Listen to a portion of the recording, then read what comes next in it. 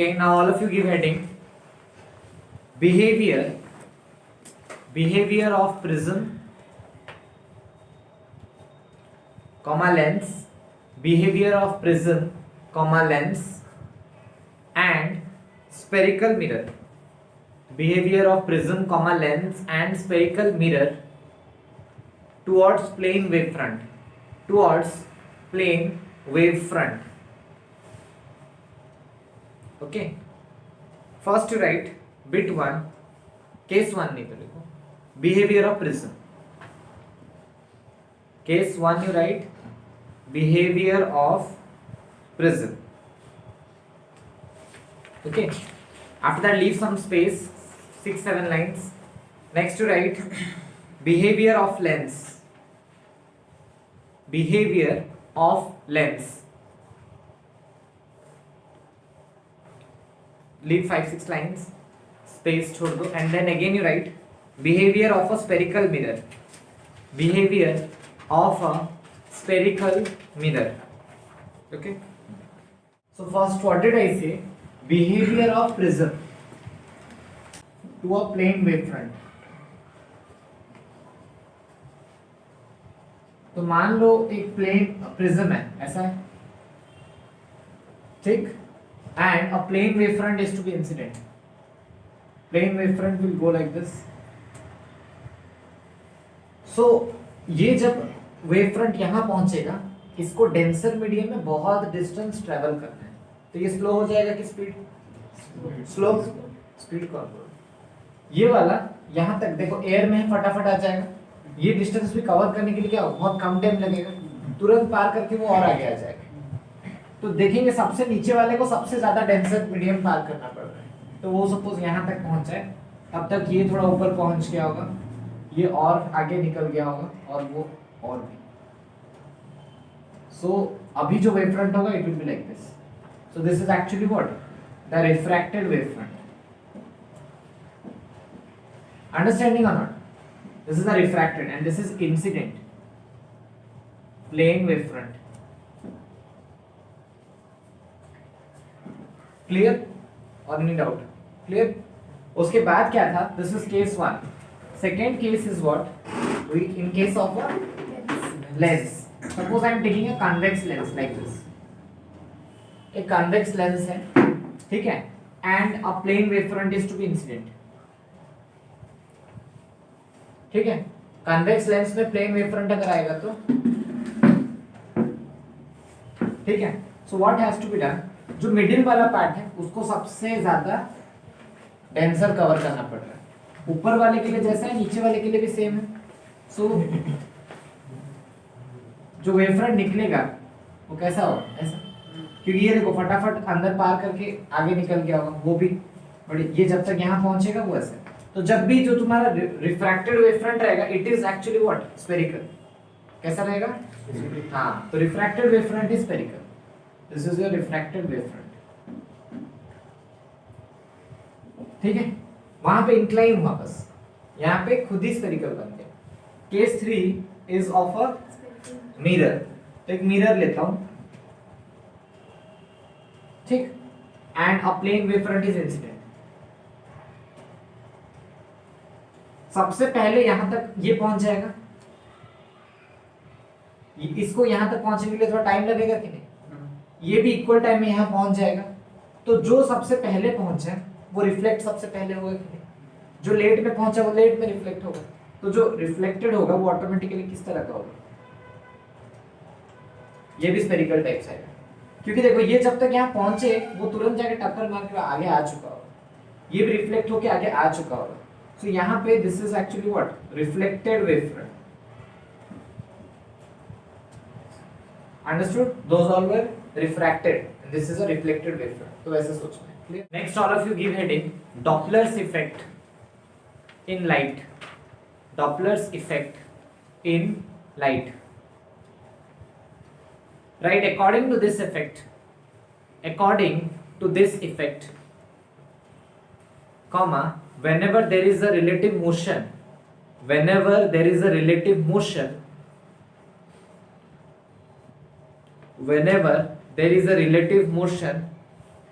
between a source of light and observer, between a source of light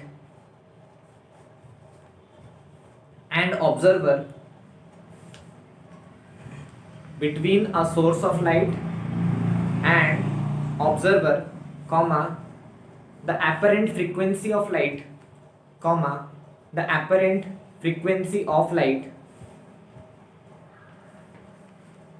received by observer, received by observer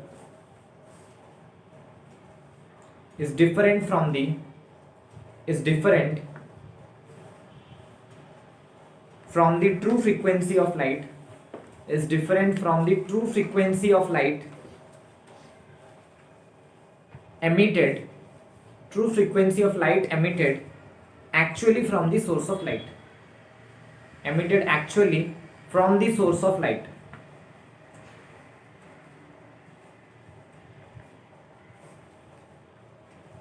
उसके बाद next line में right, the increase in wavelength,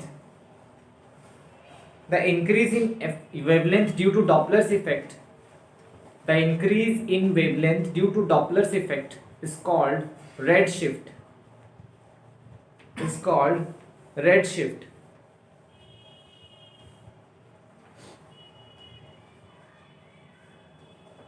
उसके नीचे लिखो, फिर से line छोड़ो, there you write, when waves are received from a source, when waves are received from a source moving towards the observer,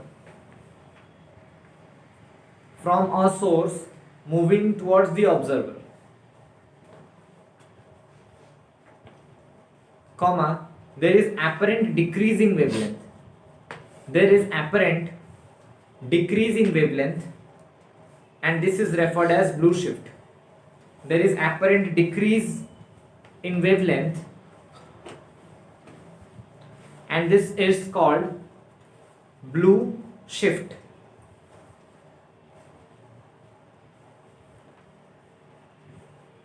देखिए, when waves are received from a source moving towards the observer,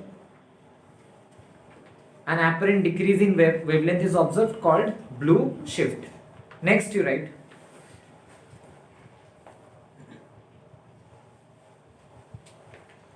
V radial, next line में ही लिखना, V radial, V subscript में radial, हाँ, V radial is the component of, V radial is the component of,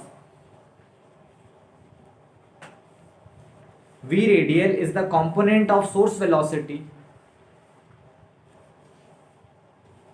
is the component of source velocity along the line, along the line joining the observer to the source, along the line joining the observer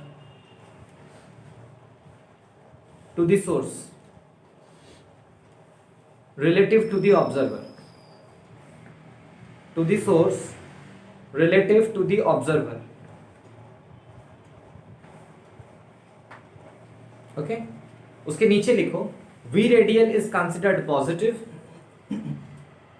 when source moves away from the observer. V radial is considered positive when source moves away from observer, and vice versa. When source moves away from observer and vice versa. उसके बाद last में right, fact सबसे important जो है, this effect is valid, this effect is valid when speed of the source, when speed of the source is less, when speed of the source is less as compared to that of light, as compared to that of light. Okay, so we need to understand the basic of Doppler's effect in light. कुछ यहाँ पे extra नहीं दिमाग लगाना है, जो empirical formula उसी के हिसाब से चलना है. It refers what change in frequency by original frequency. Wavelength क्या होता है? Speed into time, speed into time. तो lambda is what speed by frequency. Time क्या होता है? 1 बाय फ्रीक्वेंसी। तो लैम्बडा और फ्रीक्वेंसी का रिलेशन यहाँ से मतलब lambda into f is equals to क्या होता है? एस। इसका क्लियर मतलब होता है लैम्बडा में जो चेंजेस आ रहे हैं फ्रीक्वेंसी में भी चेंजेस क्या होंगे? बराबर ही होंगे। कहने का क्या मतलब है? मतलब हाउ डू आई अंडरस्टैंड, मतलब मेक यू अंडरस्टैंड। जैसे इनवर्सली प्रोपोर्शनल है, लैम्बडा क्या दिख रहा है? Inversely proportional to frequency. हम लोग फॉर्मूला में वैसे नहीं लिखेंगे inversely proportional to frequency, minus sign use कर देंगे। अगर लैम्बडा में ग्रोथ हो रहा है तो फ्रीक्वेंसी में क्या होगा? डिक्रीज। वो भी तो because I am talking about the change. एक सिंगल वैल्यू को जब देखते हैं तो lambda inversely proportional to frequency समझ में आता है when I am seeing a single entity. अगर मैं चेंज का बात करूं तो इनवर्सली प्रोपोर्शनल चेंज दिखेगा क्या?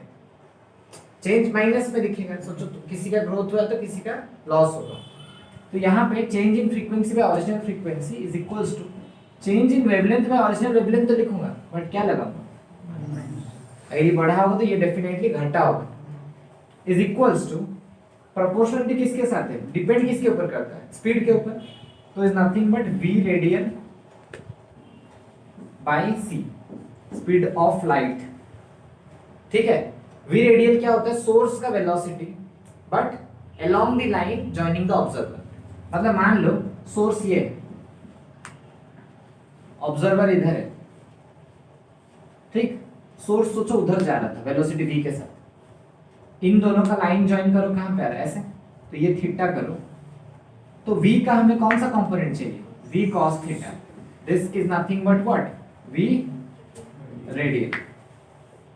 So the component of source velocity along the line joining the source and observer is what? v radian। तो माइनस v रेडियन पे c तो सबको पता ही होगा। बट सबसे इंपॉर्टेंट क्या होना चाहिए? v radian should be very less. v radian जो source velocity it should be very less than c, नहीं तो this formula is not valid. Doppler's effect of light is not valid for. अब इसमें red shift blue shift क्या होता है? हम लोग जनरली क्या करते हैं ना, विजिबल रेंज को यूज करते हैं, बीचों वाला विजिबल रेंज को हम लोग यूज करते हैं, ठीक है। सो रेड शिफ्ट एक मैंने बताया और एक ब्लू शिफ्ट बताया, ठीक है। तो मैं समझाता हूं।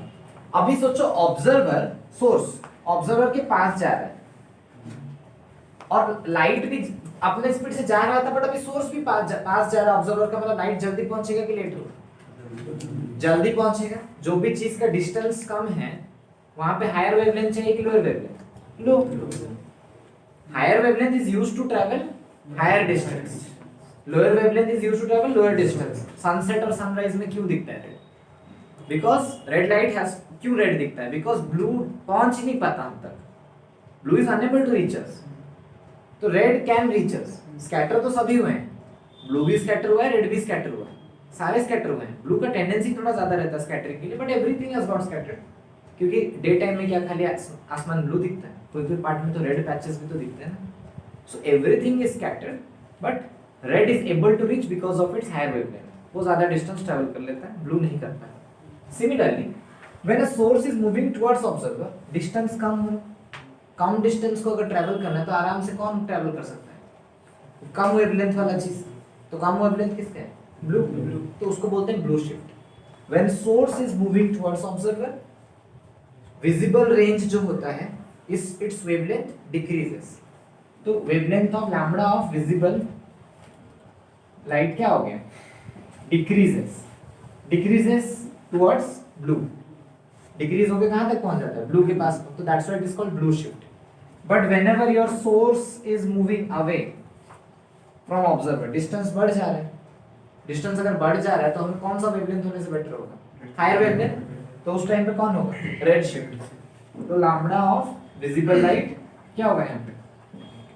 इंक्रीजेस, ठीक। अभी इतना समझी नहीं होगी, न्यूमेरिकल करोगे तो how to use this one you can understand. Okay, now I will give you numerical, you can understand कैसे यूज करना है, इसको याद रखो। Question, right what speed should a galaxy move? What speed should a galaxy move with respect to us so that the sodium light with what speed should a galaxy move with respect to us so that sodium light at 589 nanometer is observed at 589.6 nanometer is observed at 589.6 nanometer. Okay हाँ बोलो question. Galaxy का speed क्या होना चाहिए? Galaxy is the source actually. Okay तो हमें we radian पूछ रहा है. हाँ ओरिजिनल ये था इज ऑब्जर्व्ड एट, तो लैम्डा डैश कितना है 589.6 नैनोमीटर. बढ़ गया है तो कौन सा शिफ्ट?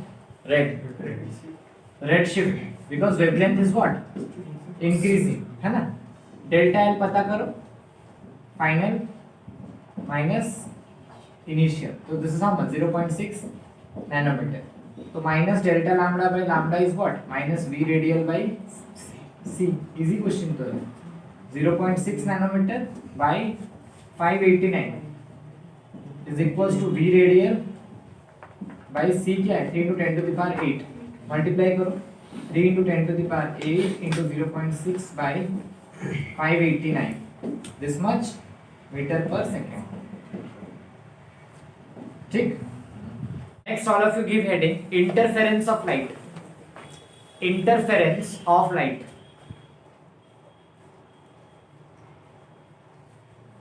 उसके नीचे लिखो superposition principle. Superposition principle. Interference of light में you write superposition principle. Okay, right. According to this principle,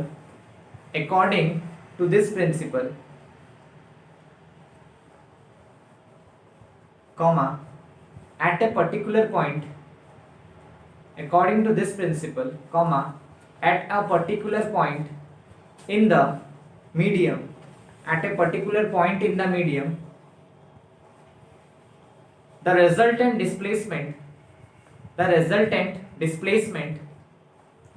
is produced by a number of waves. The resultant displacement is produced by a number of waves. The resultant displacement produced by a number of waves is the vector sum of the displacements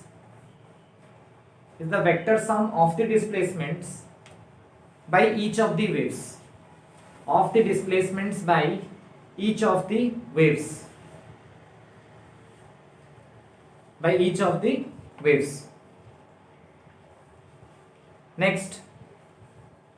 Next you write 2-3 line छोड़ दो and then you write interference of light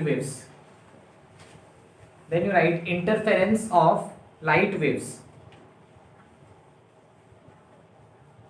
Right, when two light waves of exactly equal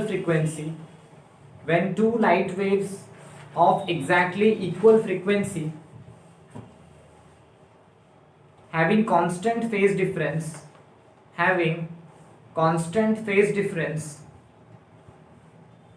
with respect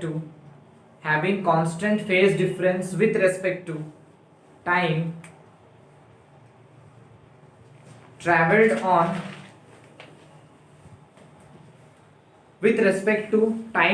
on same direction, superimposing with each other,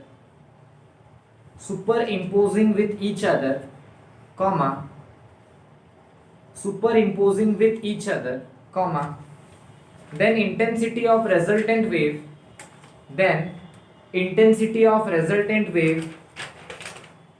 does not remain uniform in space.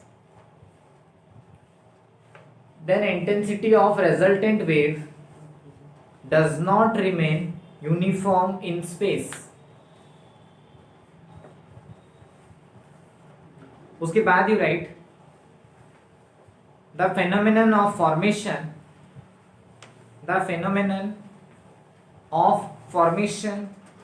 of maximum intensity maximum intensity at some points and minimum intensity, maximum intensity at some points and minimum intensity at some other points and minimum intensity at some other points by two identical light waves, by two identical light waves traveling in same direction, by two identical light waves traveling in same direction is called interference of light, is called interference of light.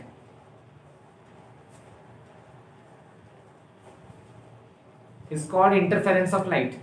उसके बाद एक line छोड़ के right. When the resultant intensity of light is maximum,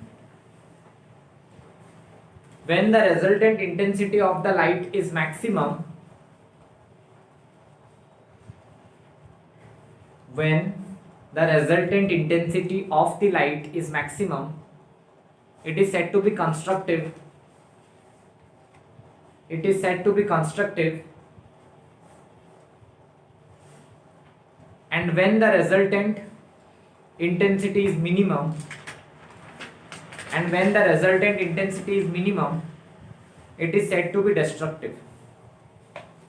And when the resultant intensity is minimum, it is said to be destructive. Okay. Okay. So now we have to understand interference. So what is actually interference? How it happens? Suppose दो तीन अलग अलग wave है. A wave is y1, one more wave is y2. Suppose this wave is a sin omega t.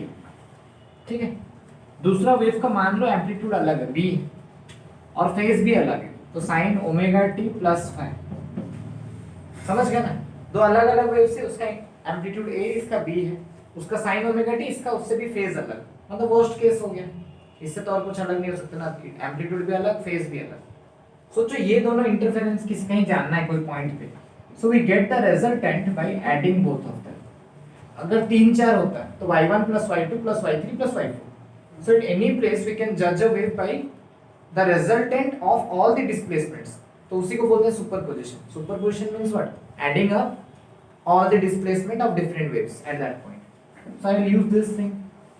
सो ये जो final आएगा ना, ये भी एक वेव ही होगा, तो इसको भी हम लोग क्या लेंगे? a sin omega t plus theta. And जहां पे a क्या होगा? Capital A, amplitude of resultant wave, amplitude of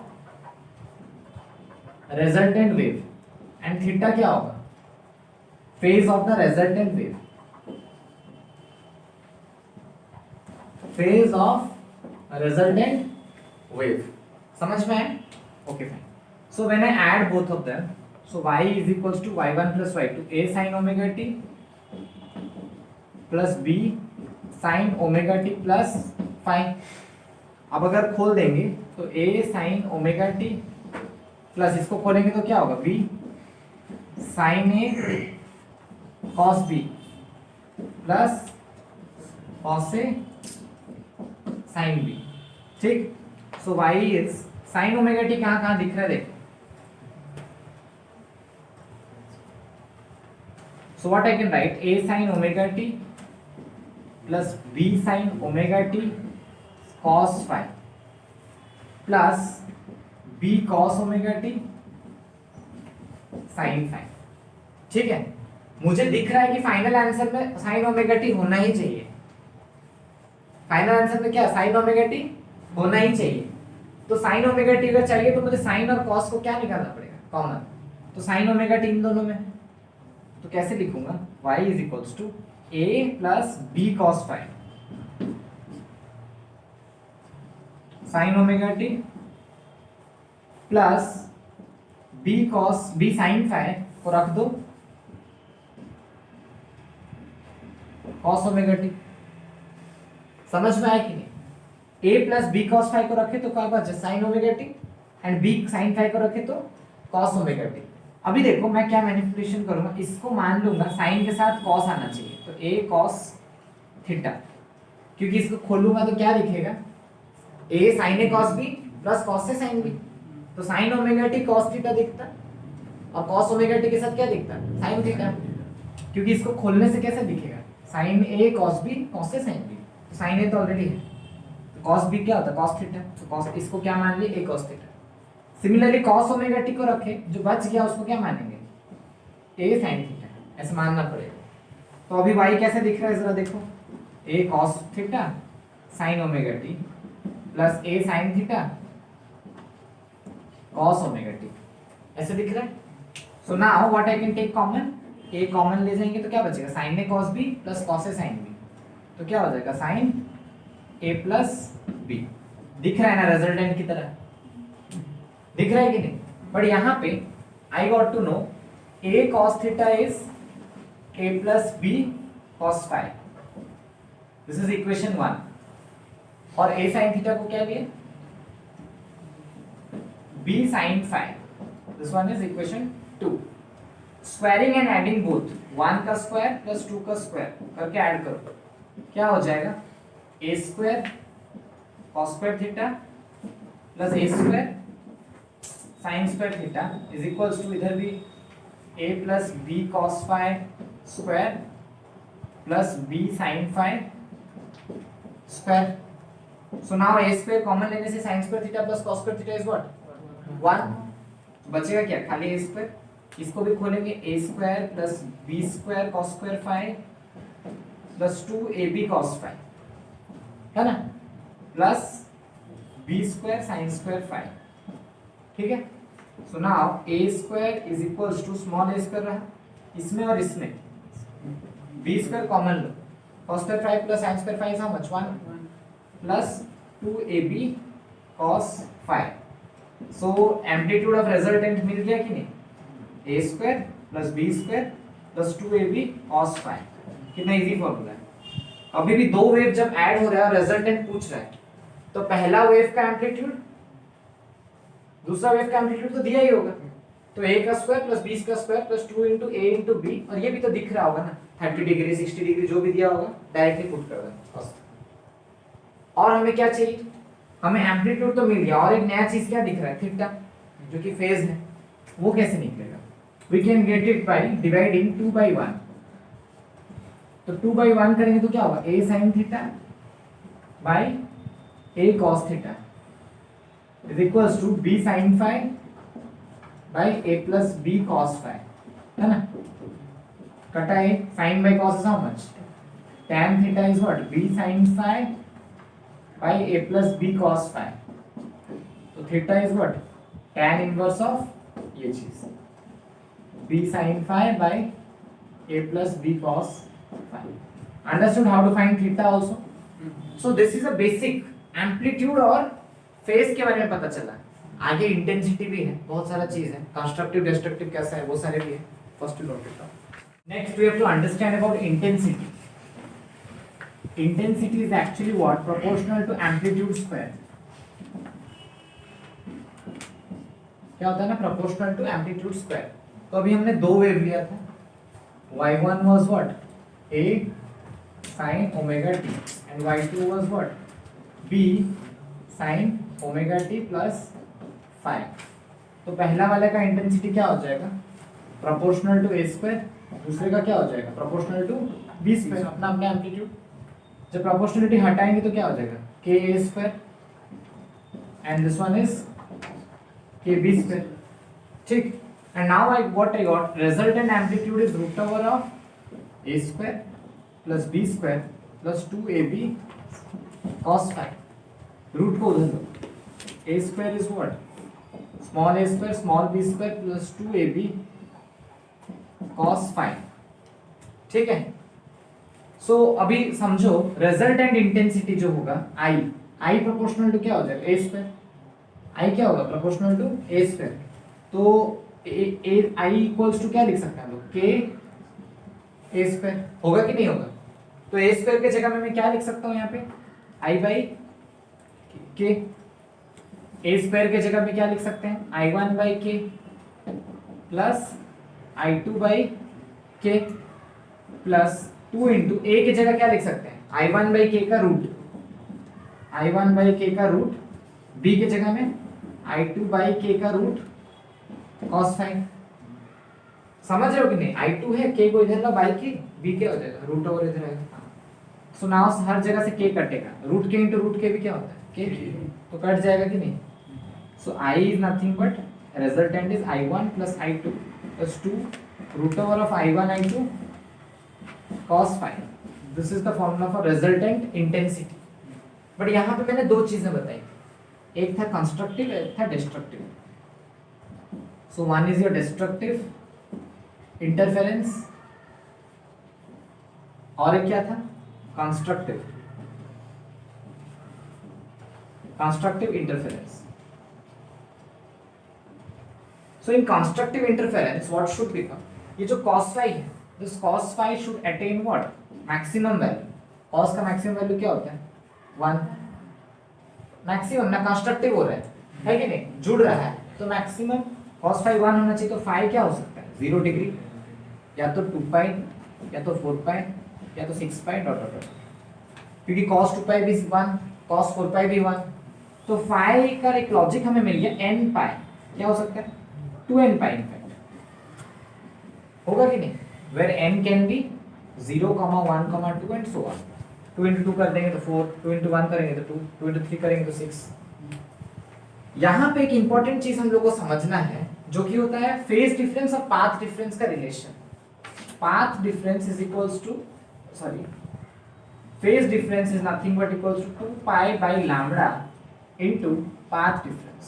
this is the formula, ये याद रखना पड़ेगा। This one delta phi is what phase difference equals to 2 pi by lambda, delta x मतलब रास्ते में डिफरेंस, तो इसको क्या बोलते हैं पाथ डिफरेंस। यही रिलेशन समझना है यहाँ से। तो हमें पता चला फेज डिफरेंस कितना है 2n पाई, तो हमें क्या चाहिए पाथ डिफरेंस। कैसे निकलेगा path difference, delta x equals to क्या हो जाएगा delta phi into lambda by 2 pi, है कि नहीं। तो यहाँ पे निकालते हैं delta x equals to delta phi कितना है 2n pi into lambda by 2 pi, कटेगा तो क्या आ रहा है delta x is equals to how much n lambda. तो इसी को हमें समझना है। तो पाथ डिफरेंस कभी भी पूछेगा what is the path difference for constructive interference, that is what n lambda. n lambda मतलब 0 या तो इंटीग्रल मल्टीपल ऑफ वेवलेंथ। सो क्या हो सकता है डेल्टा एक्स इक्वल्स टू 0 या तो इंटीग्रल, क्योंकि n कुछ भी हो सकता है, मल्टीपल ऑफ वेवलेंथ। समझ गए या कोई डाउट पक्का। हाँ, उसके बाद डिस्ट्रक्टिव इंटरफेरेंस में cos phi should be what minimum, minimum का वैल्यू क्या होता है cos phi का -1। ठीक है, और भी बहुत सारी चीज यहाँ पे मैं बताना था, बताता हूँ। यहाँ पे कंस्ट्रक्टिव में ही यहाँ पे हमने क्या ले लिया cos phi क्या होना चाहिए 1, तो इंटेंसिटी कितना हो जाएगा I is equals to I1 plus I2 plus 2 root I1 root I2। cos phi की जगह क्या डालेंगे 1।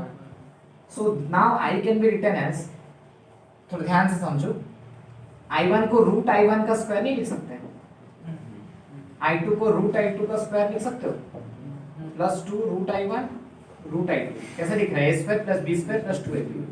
सो I is nothing but what root I1 plus root I2 का होल स्क्वायर। क्लियर। या तो हम लोग I के जगह I1 रूट I1 क्या था नहीं था, सोचो अच्छे से, रूट k इंटू ए स्क्वायर। देखो यहाँ रूट लगाएंगे तो रूट k इंटू ए क्या हो जाएगा root k into a. Root I1 की जगह क्या लिख सकते हैं root k into a. Root I2 क्या हो सकता है root k into b whole square. Root के कॉमन अगर निकाल के स्क्वायर कर देंगे तो क्या हो जाएगा खाली के a into a plus b का whole square. This can be also written, या तो this can be written constructive के केस में। Understanding. Now let's come to destructive. Destructive में cos phi -1 है, तो phi क्या क्या हो सकता है pi 3 pi 5 pi dot dot dot all odd multiples cos phi क्या होता है -1 so phi can be written as 2n minus 1 into pi